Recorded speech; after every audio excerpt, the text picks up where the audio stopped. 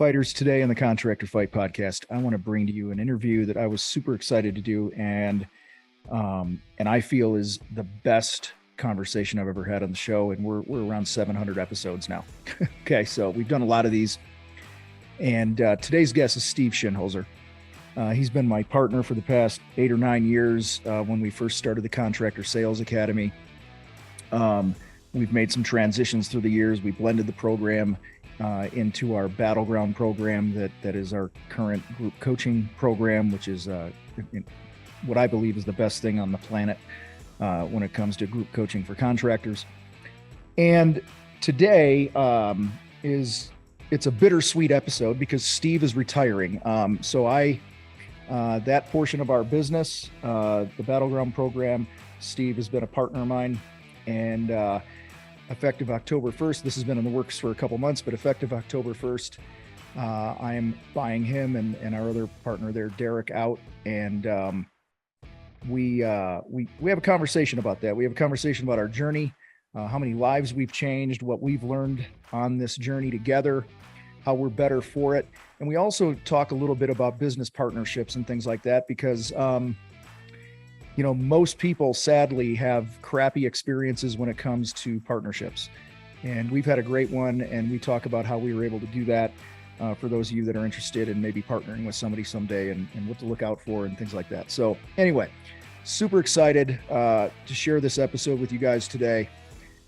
So without further ado, here is my conversation with Steve Shinholser.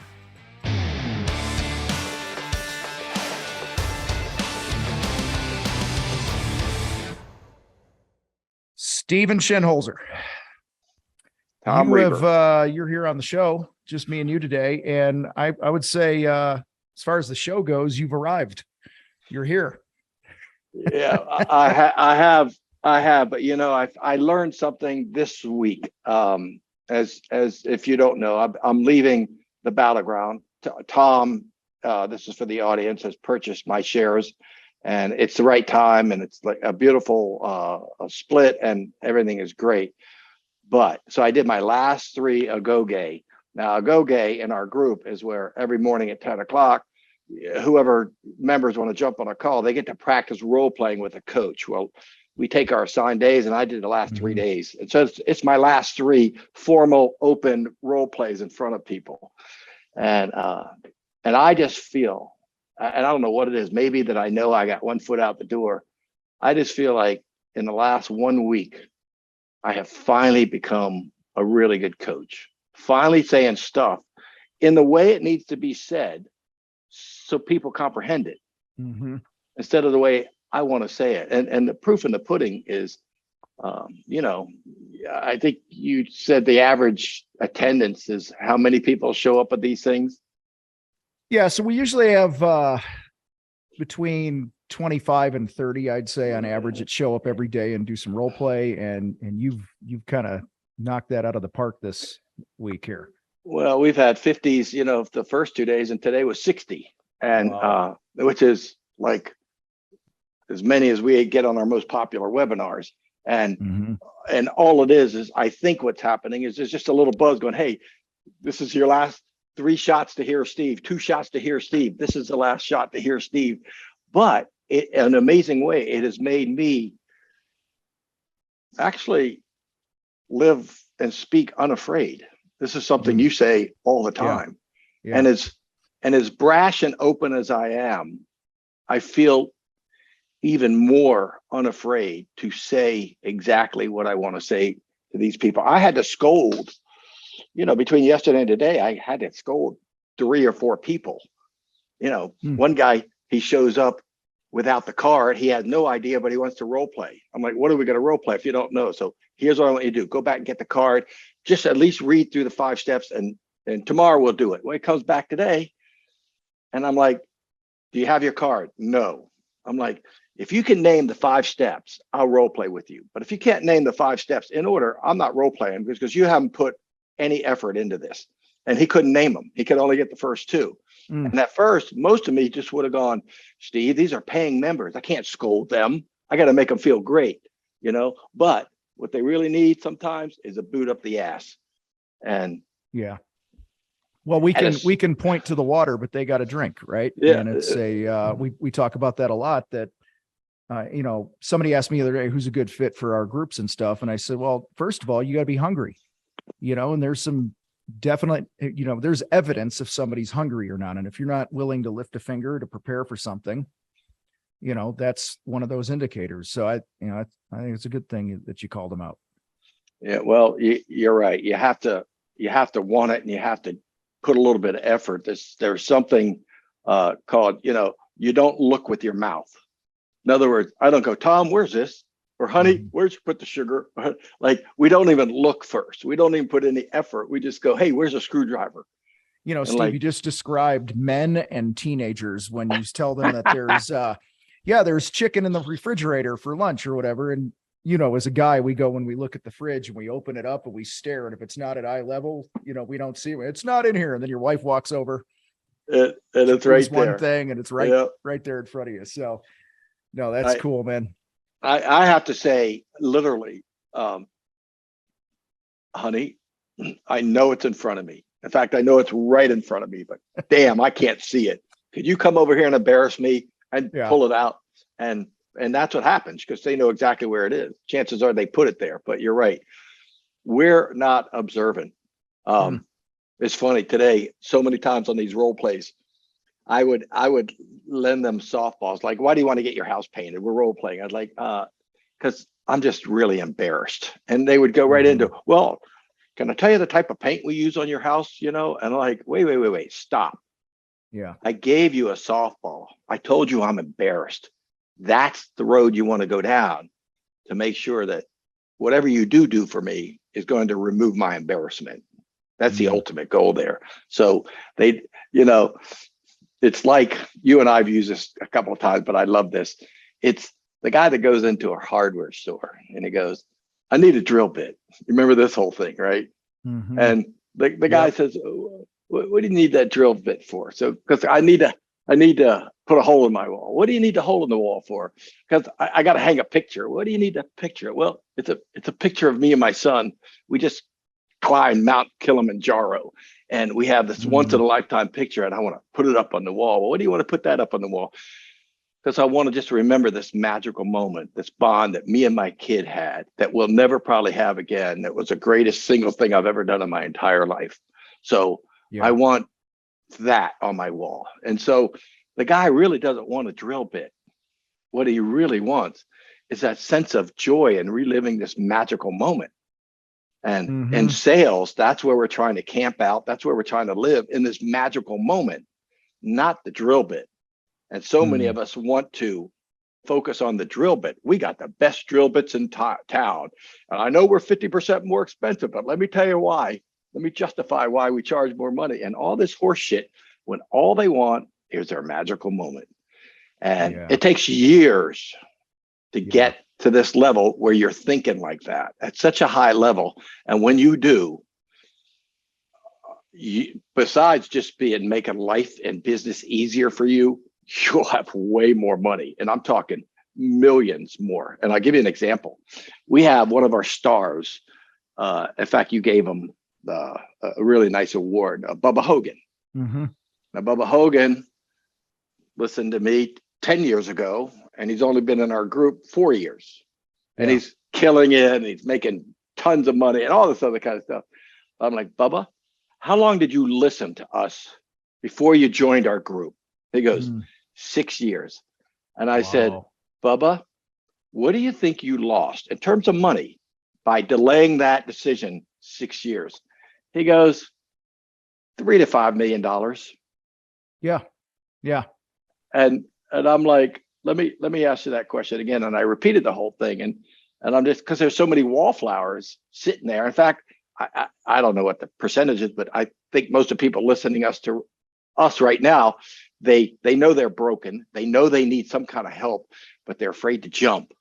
Like Bubba was afraid to jump. And if you're afraid to jump, you are costing yourself, just in terms of money, millions of dollars, literally millions of dollars. And if you think I'm full of shit, that's the type of mindset you're going to get when you come over to this group. We're Yeah. talking in terms of millions. Nobody goes around. I didn't pass out. I passed out 250 millionaire mindset or future millionaire buttons. I didn't go, hey, who wants to be a thousandaire? Because it's just not going to cut it today. Right. Right. So when I say you never arrive, I'm sitting here growing every day. In fact, I'm 65. I've grown more from 60 to 65 than I did the first 60 years. And if you're willing, said that often. Yeah. Yeah, no, I'm telling. They did a big study, and the 60s seems to be your decade, your best decade, when you're the most open and creative, and be willing to look at the world a whole different way. And all those things combined. Why do you think that is? Why do you think that is? Why do you think it doesn't hit you till you're older? Well, a couple things happened to me coincidentally. Well, first off, I start checking boxes off. I've checked this. I just sold my started, whether I found it by myself or co-founded it, like with you, my fourth company. I've made millions of dollars. I lost millions of dollars and remade it all back again. So I've done a lot of boxes. I got 4 great kids. I've checked so many boxes off. So, but we all grow up one way, and you're thinking one way from childhood, and you get to be later. And I'm like, I asked my shrink this, my wife and I, we do marriage counseling, did heavily for a few years there. And I'm like, what is it about us that when we get to a certain age, we start thinking about the meaning of life, quote unquote. She goes, without missing a beat, she goes, Steve, what else are you going to do with your time? Yeah. And it's kind of like that next thing. And the other thing that happened to me at the age of 60 is I learned to dance. And when you walk into a dance ball, or think about it, Tom, when you and I the last time we really danced was probably in our 20s somewhere. And then we get married, and as soon as we get married, we stop dancing. And then in order to dance, you got to have a few beers in you, on the dance floor at a wedding, because you're so full of self-judgment and all that kind of stuff. So you just, it's pain, and you just put it off. But so you get to be 60, I decided this is something I want to learn, like playing the piano or playing the drums or something like that. And when you walk into that community, well, before I tell you that, when we back up, what is the primary reason we dance with people? Like when we go to a bar, you see a nice girl you like, and you go ask her to dance. What is that part of a process of?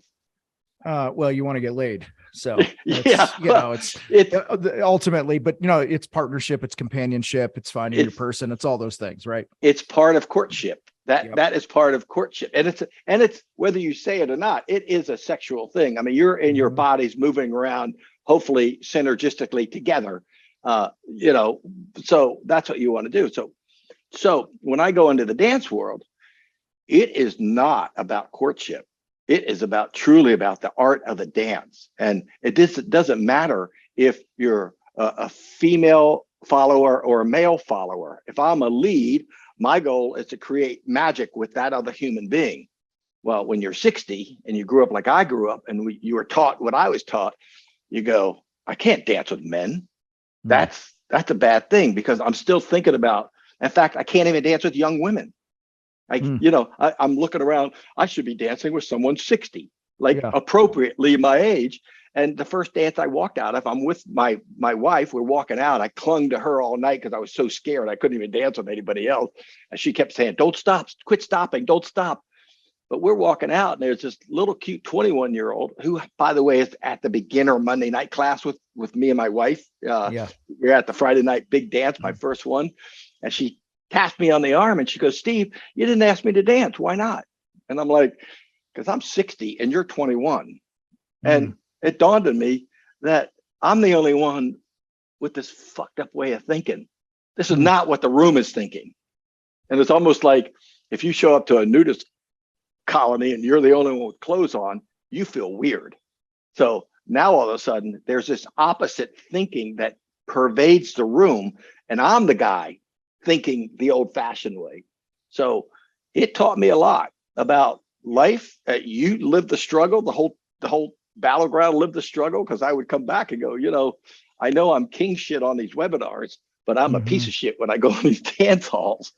And that exposure to extreme uncomfortableness out of my comfort zone is what gives you growth. Well, and for context, for those that don't know, this has been a several year journey of yours that you started. You decided to take up dancing, you and your wife did. And guys, from just my vantage point, the lessons that you've been able to bring into business from what you've learned about putting yourself in a situation like that where you're really uncomfortable has been a gold mine for you, because I think it's not, obviously it's made you a better dancer. But you have been,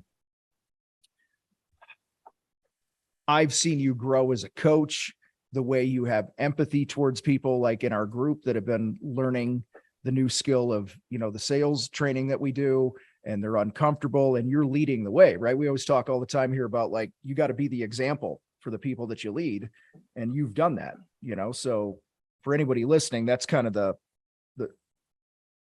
20-second history lesson of Steve's dance career here, right? But a quick example, that one night early on, that first year, some lady yelled at, she's trying to teach me some move and I wasn't getting a hang of it because I'm new, right? And she was like, Steve, I want to stop right now. I just want to stop and get off the floor. And I'm like, I was insulted. So I'm like, okay, screw you. I went, took my dance shoes off, put my regular shoes on and quit. Said, I don't need this shit. I've checked a bunch of boxes off. What do I got to check this dance box off for? And I'm driving a half-hour drive home. And I'm thinking, first, I'm pissed that I'm quitting. Second, I'm pissed that she got me to quit. But the third thing I thought of was, I feel really scared and vulnerable in that room because I don't feel like I'm good enough to be in that room. I wonder how many people in our group, the Battleground, feel that same way. And the very next morning, I think you and I, or Derek and I, we had a webinar. The very next morning, I said, you know what? We are declaring this group a safe zone. Yeah. Just because you come in with 100,000, 200,000 in sales, and there's somebody else with 5 million in sales, you're not better or less than them. Because the truth of the matter is the guy with 5 million in sales generally has a bigger shit show than the guy with 200,000. But it made me realize I might be part of a group, the Battleground, that's doing the same thing that dancing is doing to me, making me feel bad and vulnerable. And so that helped to clear the air that everybody, we always used John from Chicago, the pond guy. I think he made like 300,000 total sales every single year, but he put $150 of that in his pocket. Right. And he worked 4 days a week. Every Friday, he'd go to Lake Michigan and put his boat in the water and come home Sunday night. I mean, he had the life. Was he a millionaire? He's working his way there, but really slowly. But he was a happy guy with a great work-life balance. That to both of us is a winner. Yeah. Much better than the guy who's doing $10 million and he's putting $500,000 in his pocket, but he's living a shitty life and never home. God, I'm sure that's ringing true with a lot of people here. So, all right, looking back, and you and I have talked about this many times, but I want people to understand that have listened to the show and heard us together and stuff. Like, we're not done. Well, I'm going to get to the partnership stuff later here, but like, we're not done. So when I ask you this question, I don't mean it to be like, this is the last conversation Tom and Steve are ever going to have, right? You're going to, I would bet Derek's nuts, because you never bet your own nuts, right? And I'm not going to bet yours because Derek's not here. But I would bet Derek's nuts that, you're going to be at events speaking. You're going to be on the show again. You're going to be a special guest in the group. Like, you're retiring and things like that. But looking back on this sales training thing that we've done over the last, is it 9 years now? Something like that? We're completing our 8th year. Yeah. What are some of your own biggest takeaways that you're walking away with from this whole journey? Here's the absolute biggest takeaway 8 years later was the same one I had 1 month into it. I thought, and if you don't know, basically Tom and I were friends for 2 years before we actually started this. Tom kept talking me into doing something together, a coaching program, a show, a podcast, a web, something. And I kept resisting because I couldn't see it. Well, I finally came upon the Shin Fu and I felt really good with the sales stuff, which, by the way, is kind of a weird way to think. Think about my thinking back then, Tom. I wasn't sure enough about myself, even though I lost and made millions. I still Yeah. wasn't sure about but when it came to the sales stuff, but so fast forward 1 month into our brand new venture together, I thought I was going to speak about business, about numbers, about sales and things like that. And I quickly realized that for 99.9% of us, it boils down to the fight between your ears. Yeah. It's a mental, psychological game. I remember calling you up going, Tom, I don't think we're business coaches. I think we're more like shrinks. And you laughed at me because you were way ahead of me. You needed me to arrive at that moment.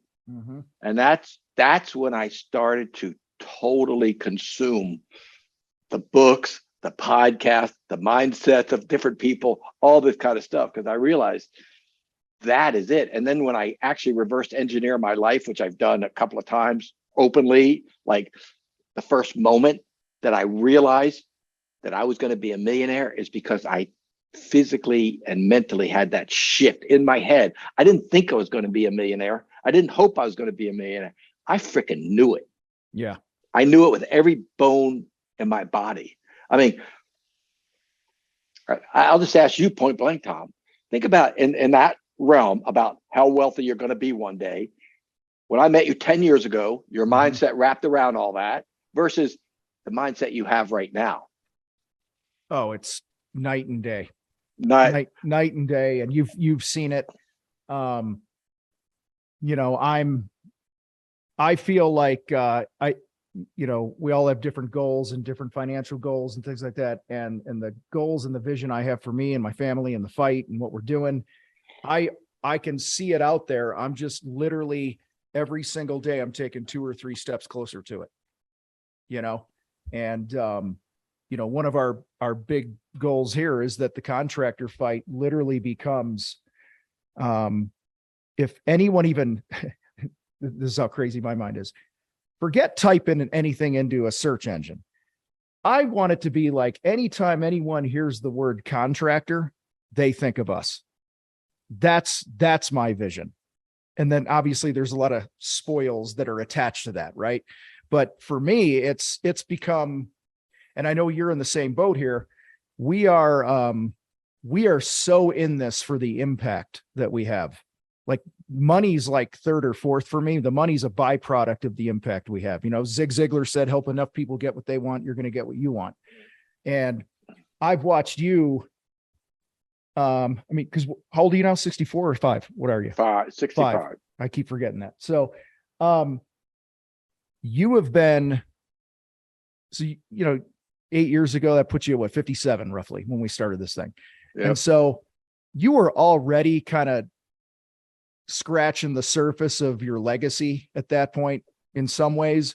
But in the last 2 years, probably more than anything, I've seen it totally switch for you to where you are so in this for the right reasons. And I think that's why you're having a big impact. And I think that's also true of our coaches too, that are in here. Like they're all successful financially and in many other ways and things like that. And they have successful businesses and some of them are full-time or whatever here. But I think that's probably one of the elements to our secret sauce here, is that our team is in it for the right reasons. And it's truly to have that impact. Like I want to knock the fucking planet off its axis, man.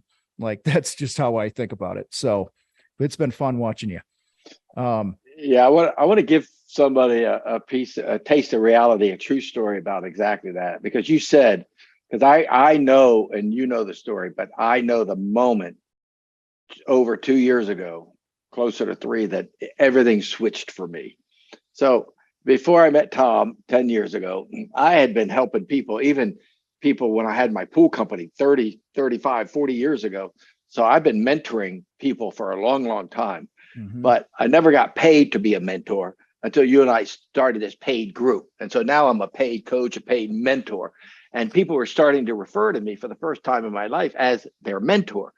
And I felt really weird, like not worthy to be someone's mentor. Like if they knew all the mistakes I've made in my life, I'd be the last person they'd pick as a mentor.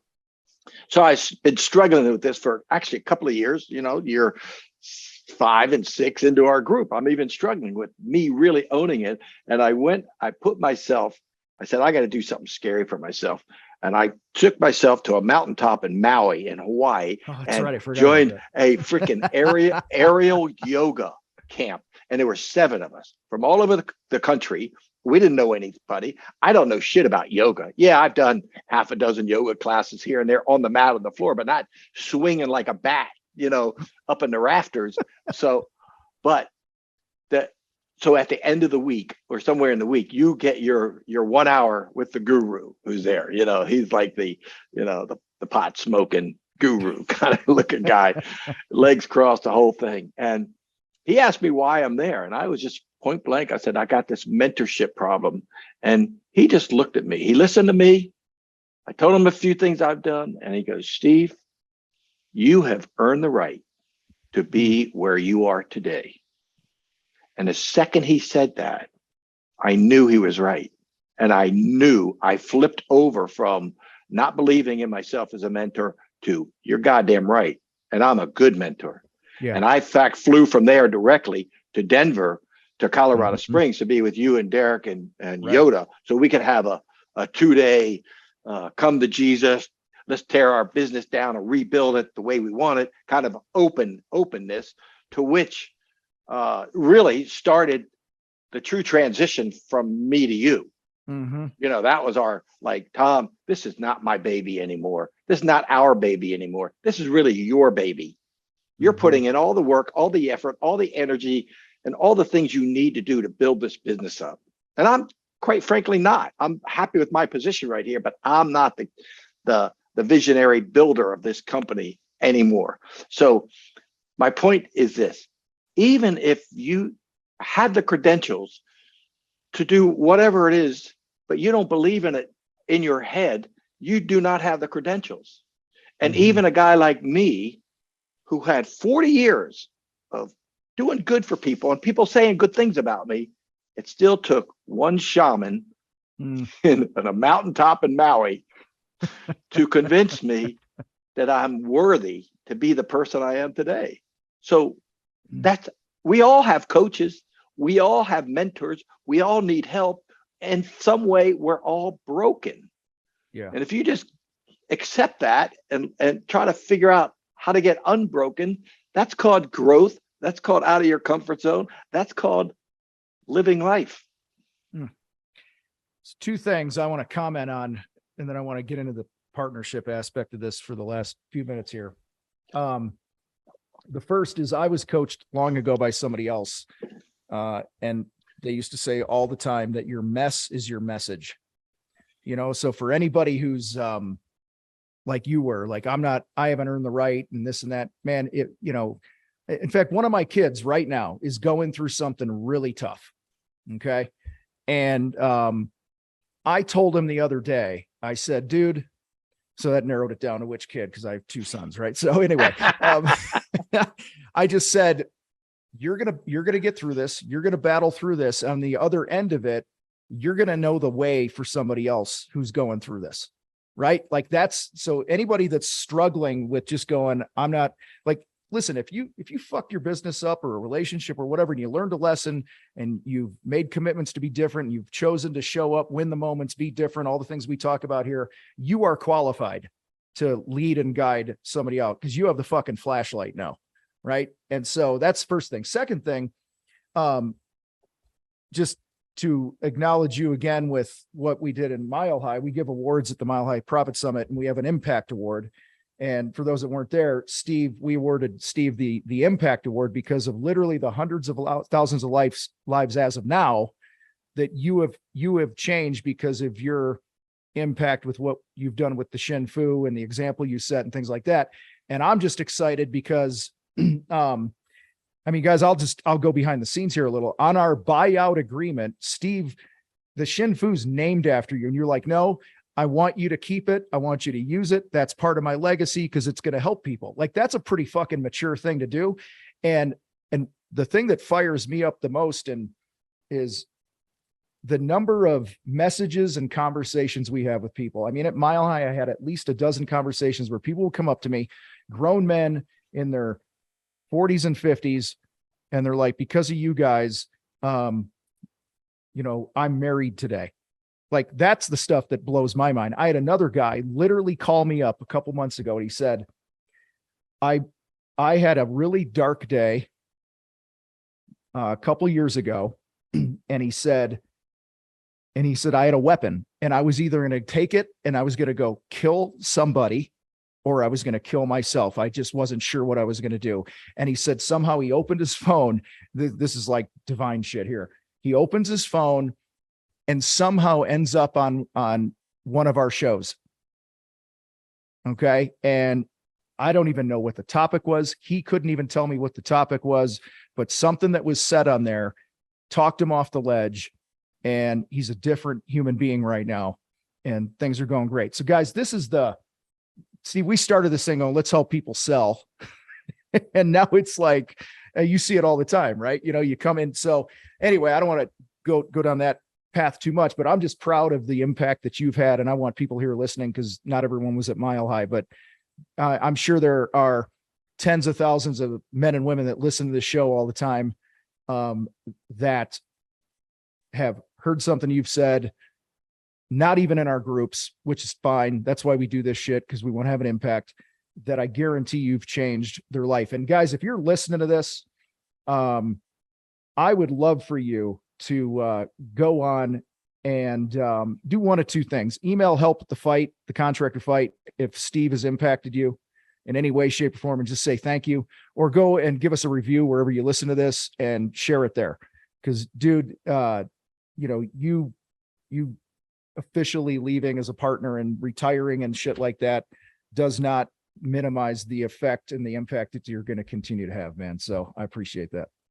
And I appreciate all your words. I want to give, I like real life examples, because when you'll throw up a theory and I'm like, wow, I just lived that. Because coming out of that guru meeting in the mountaintop in Hawaii, there was another one of these yoga people. She was there because her husband died like 2 years before, and she was still grief stricken. And I didn't even know what that meant, but I saw her. She would be in the middle of a conversation at dinner, and she would just go white and blank. And it was just, she was just overwhelmed with the grief. It would just come in waves, and she couldn't even hardly function. And I was like, that's just some weird stuff right there. So when I got out of that meeting, the next day, her and I solo were just sitting down, and I said, I'd like to share something with you.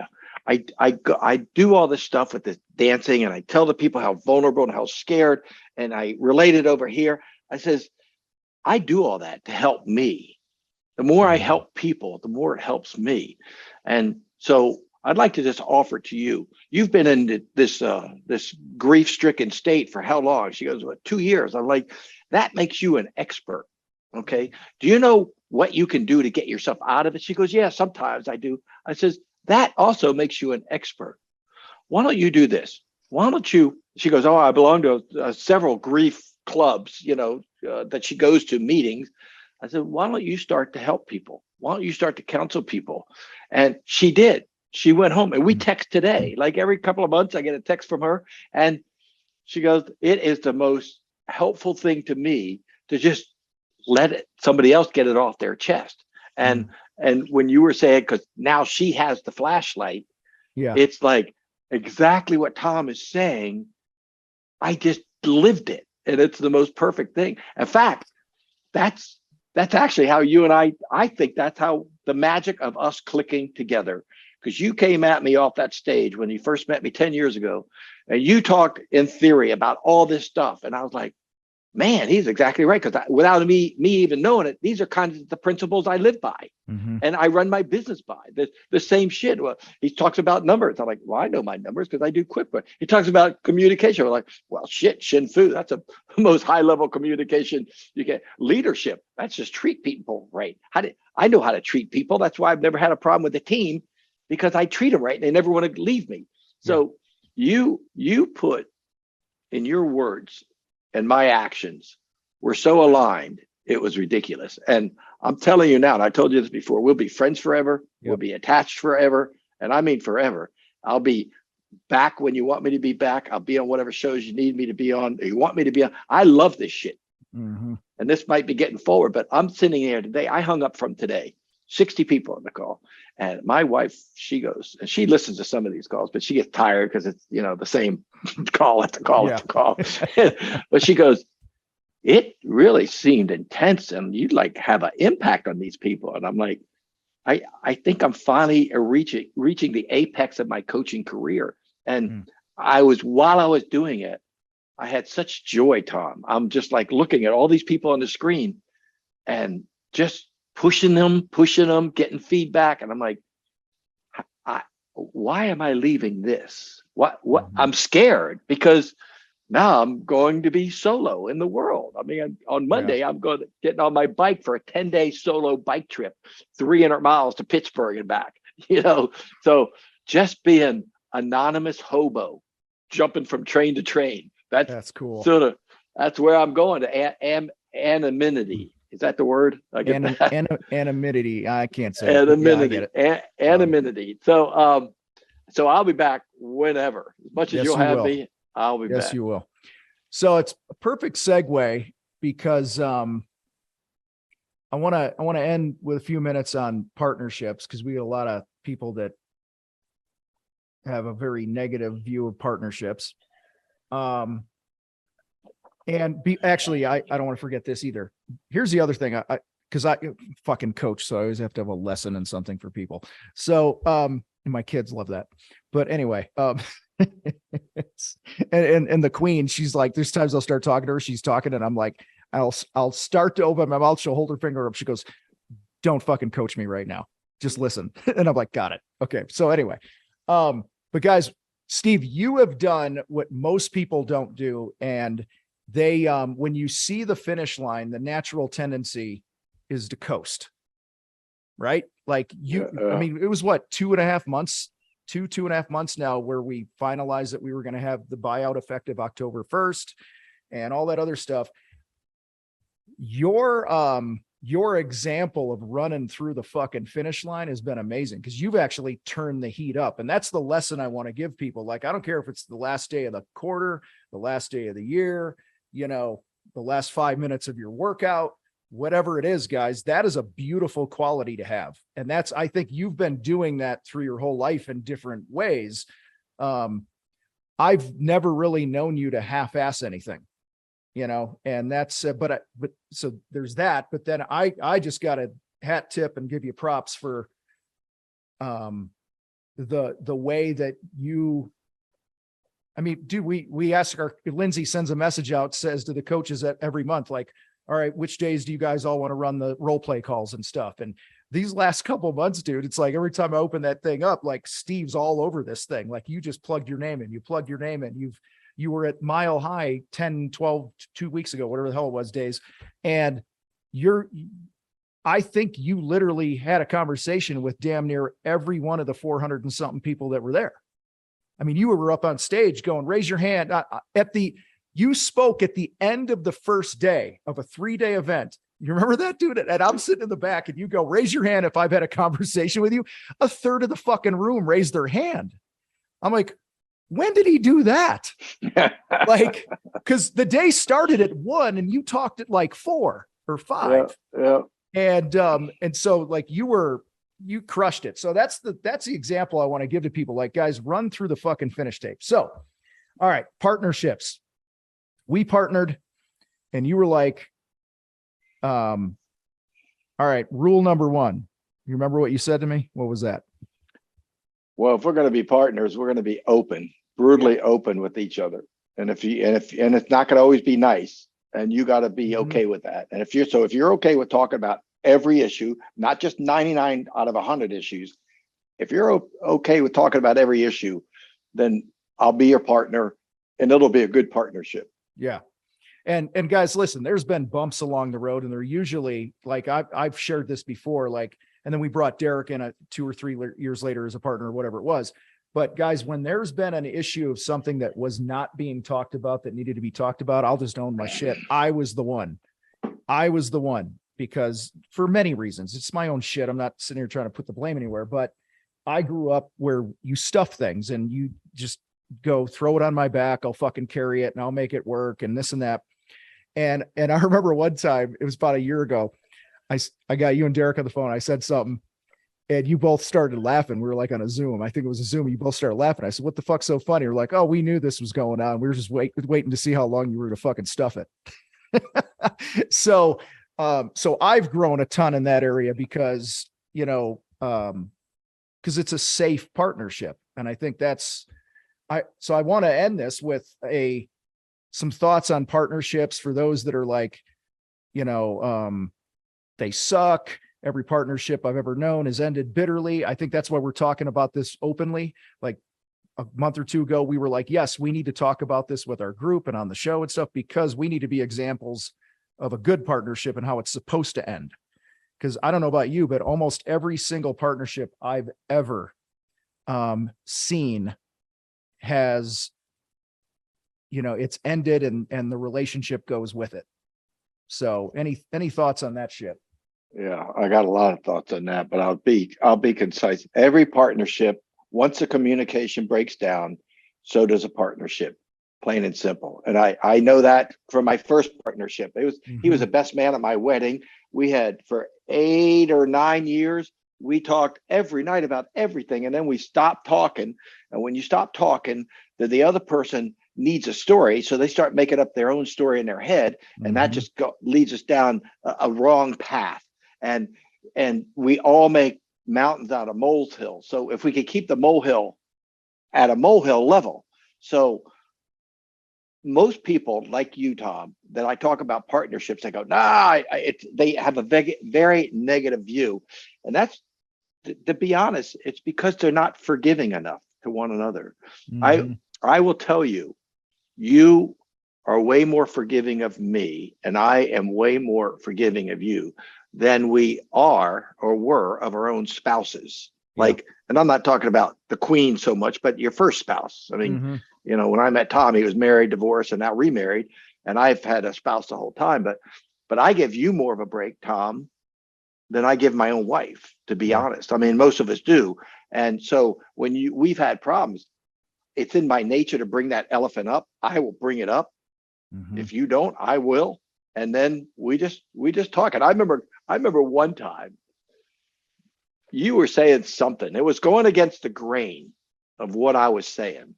And I'm like, Tom, I'm going to give you my mind. I'm going to tell you the truth. You want to know what it is right now? And you were like in fight mode. You were like, yeah, give it to me. I'm like, because I'm changing my mind because you're fucking right. I just going to take back what I just said. You're right. Now that I think about it, you're right, not me. And you're like, oh, well, okay. Like, yeah, fuck you. yeah. But I wasn't trying to take it away from you, like your anger, but it was just like, I just decided to put my ego down, and that's all the shit is. If you can lay your ego down and honestly go, Tom makes a good point. We'll just go that way. I mean, look at what's the worst that could happen in the long run? And generally all these things is nothing. Yeah.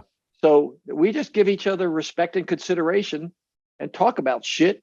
And here we are, I don't know how this is going to play out. I know it'll be positive. I don't know how it's going to play out, but I actually been thinking the last few days, because I knew we were doing this, that I actually think you and me together, or you and I always screwed up. It's me, you and me.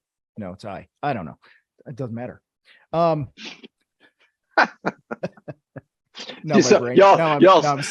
y'all see what I've been putting up with for 8 years. Yeah, whatever. That's why Tom and I conversations are hours long.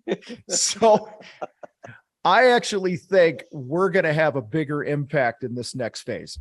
I really do. Because we've talked about this privately. Like, we're not done. Okay. We're just not done. This was just the right time for this season of the business. Okay. That's all it is. And so I get this question a lot. And I guess this is my last formal question here is, I get people ask all the time, how do I know, like, we get people who are like, I need a partner. How do I know I need a partner, or who should I partner with or not partner with? You've had several of these partnerships through years. How have you made that decision? Whether or not you want a partner, you need a partner, you should have a partner, because here's what I see. And then I'll shut up. I see a lot of guys going, I have a shitty business and my buddy has a shitty business. Let's partner and then we'll have a better business. And that was not the case with us. Like I think you take there's strength and you put it together. Right. So what are your thoughts on when and if somebody should partner? So my first partner was the best man at my wedding, and it ended up with a really shitty business divorce, and he stabbed me in the back. And not only that, he convinced a couple of minor partners to also stab me in the back. Mm. And it threw me into such a mental tizzy that 2 years after my buyout, I mean, I did great financially, but I'd never been hit upside the emotional head like that. And I lost my emotional virginity, I'll say. I had to go see a shrink for the first time in my life. So this was a devastating, maybe to date, still the most devastating single event of my life, just a betrayal. I just had a hard time getting over the whole thing. But even today, I'm telling you, that was one of the best things that partnership ever did for me and happened to me, because his strengths were opposite my strengths. When we first started, I wasn't the great communicator. I wasn't the guy with the money. He did all, he had that. And it wasn't QuickBooks back then. It was, you had a formal bookkeeper who had a whole room full of computers, that kind of shit. So even as bad as my partnership ended, it was the greatest thing that ever happened to me, because I learned all the shit he was doing. He learned all the shit that I was doing. So now I can go forward and go, okay, now I know what I need in a partnership. I need someone, number one, they better have the opposite strengths of you. If you're strong in a couple of areas, say, you like the numbers thing and you like the sales thing, but you hate the field thing, your partner better be a field guy, or operations guy, and take care of that. So, because you only have three bases to cover. You got communicate. These are our three buckets in the battleground. Got communication. Okay, which all these encompass lots of things. Okay, you have numbers, know your numbers, and you have leadership. And if you got your handle on those three things, you can make a shit ton of money in any business, anywhere. But you got to have the right amount of partner. The second thing you need in a partnership, I don't want to use the word integrity. I guess they have to have this little thing that you and I have to able to escalate a situation, but be able to put your ego down and actually listen to the other person and go, I think you're right. Yeah. Or at least it's close enough so it's not worth the argument. So let's just go your way. I mean, and that's called laying your ego down. I married this past Friday, I married my son. And the only bit of advice I got to read in this, I was a preacher for a day. You pay enough money to the internet that you could be anything for a day, right? And it was like marriage, and the partnership's the same way. It can't be 50-50. It's like, I'm going to do this only if you do that. I'm going to be open with you only if you're open with me. I'm going to love you if you love me. I'm going to do this if you can't look at it like that. You got to, I mean, Tom and I, the ebb and flow of Tom's, I said he was married before. He went through a couple of shitty years with this divorce of yours, and he'd checked out. And so I'm carrying the water for both of us at that point. You're checking back in. I'm making sure you're okay. And that's just the way it was. And then now it's the reverse is happening. He's got this amazing relationship with this amazing wife, and he's on, top of the world. And I'm starting to fade out myself. I'm not putting the energy into driving the business like I should be to be an equal partner with Tom. So therefore I shouldn't.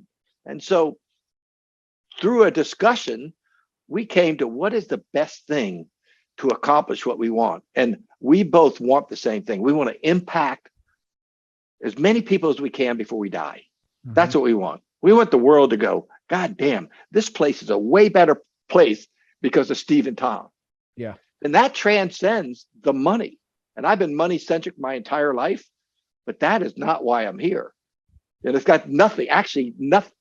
It's got almost nothing because when I do all this shit for free, I don't think at this level, but that's part of the scorekeeping that goes on in my own head. So you never lose all your, head trash, but so you better find someone who has the opposite strengths of you, number one, and number two, someone who's willing, like Tom and I agreed.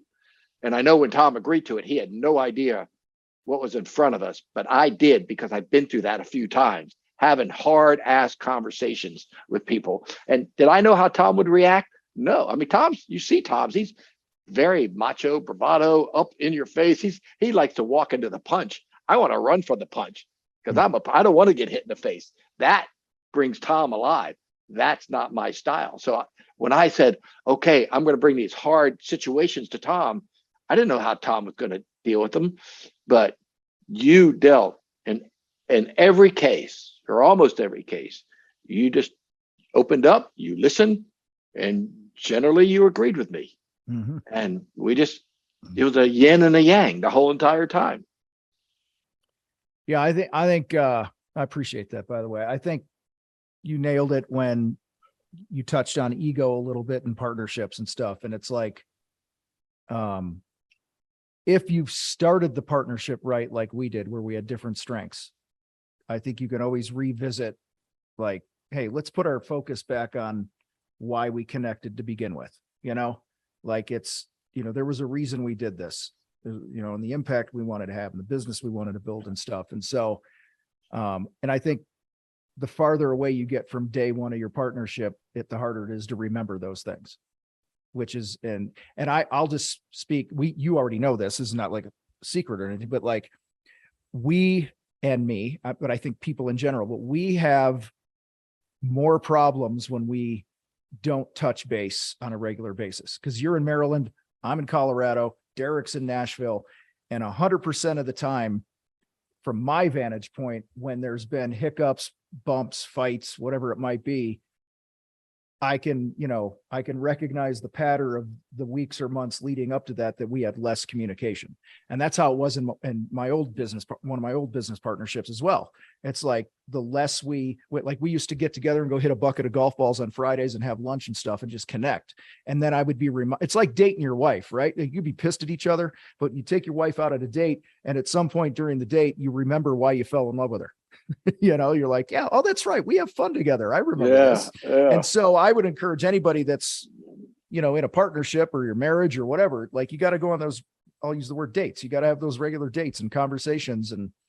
And the more, I wrote a blog post, one of the first blogs I wrote back in like 2012 or some shit. It was like a paragraph long. I can't find it. I tried to find it a while back, and I think we just took it down, but the title was Silence Separates, right?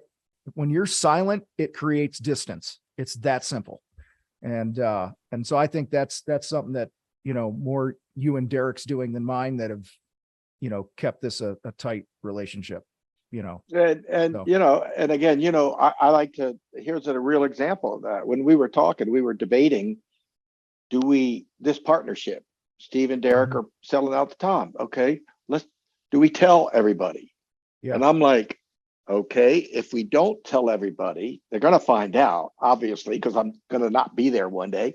And they're going to start telling themselves whatever story they make up. But if we beat them to the punch and we tell them the truth, then that's the story. And every time you would go dark and silent, it's because you felt alone. And when we all feel alone, we start making up stories in our head. It's that goddamn inner roommate that just jabbers away in our head. Yeah. I heard somebody talking about that inner roommate, and you know what I'm talking about, the one that talks to you all day long. They go, you know what? She says, if you could somehow get a microphone in your head and listen to that person like on a public speaker, you'd be arrested. Yeah. We're talking to someone like that. Yeah, no shit. And that's what happened. We get solo. In fact, you did this a marketing event 5-6 years ago, and you had that tactical guy. I think he owned the building with all the handcuffs on the back, and he was going through how to basically defeat the enemy. And the most brutal thing you could do to anybody is put him in isolation. Yeah. With no external communication. And he had that ball at Wilson, that ball, that whole movie with Wilson and Tom Hanks, because we need stimulation. And if we don't get it, we start to make up our own stimulation, and that shit goes wrong way more than it goes right. Yeah. That, my buddy Bart, he's he's kind of like Jason Bourne or something like that. He's one of those guys, Green Beret and all these other high level units and stuff like that. And he runs a company that supplies things to those high echelon groups. But anyway, well, Well, dude, we got about a minute or two left. Final thoughts here on this episode. What do you got? Well, I gotta back before the point about running through the finish line. Mm-hmm. I've had this expression since I started my first company many years ago, that you can do a C job with A cleanup and get your money all day long. Mm-hmm. But if you do an A job with C cleanup, you'll be fighting for your money all day long. And it doesn't make sense, but it's true. It's just perception. Mm-hmm. So my point is, although I'm leaving beginning Saturday, I wanted to make sure that I was bringing all of me and my true self to the very end. I'm still at these training meetings. I mean, I'm not going to be a coach in a week or 2 weeks or 3 weeks or 4 weeks. I show up every week to your training, Mm-hmm. coach on coach kind of stuff, because I just want to be in touch. I want to be in tune, and I want to finish the right way. And all of this stuff, everything we're doing, Tom, everything you've ever seen me do, I try to do what's right. I really do. I remember when I was 18, and I went to an all-male military Catholic high school, and the whole Catholicism, religion stuff really turned me off. And that's the last time I went to church was in high school, our graduation mass. And I instantly switched to, instead of going by somebody else's set of rules, I'm just going to go by the golden rule. I'm going to treat people like I'd like to be treated. I mean, that's running a business, that's running a marriage, that's having partnerships, that's how we communicate to our field. We just want to do the right thing, because Jesus, Tom, if you or me had a you or me when we were young, Mm-hmm. you know where we'd be today? Yeah. On our own private island. Yep. So literally you'd have your island, there's Tom's island, and there's Steve's island. Okay.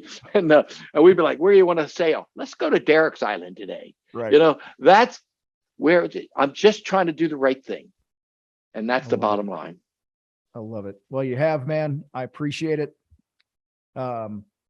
Guys, hopefully you got some value out of this episode here today. I think if you were paying attention, you probably picked up a few nuggets here.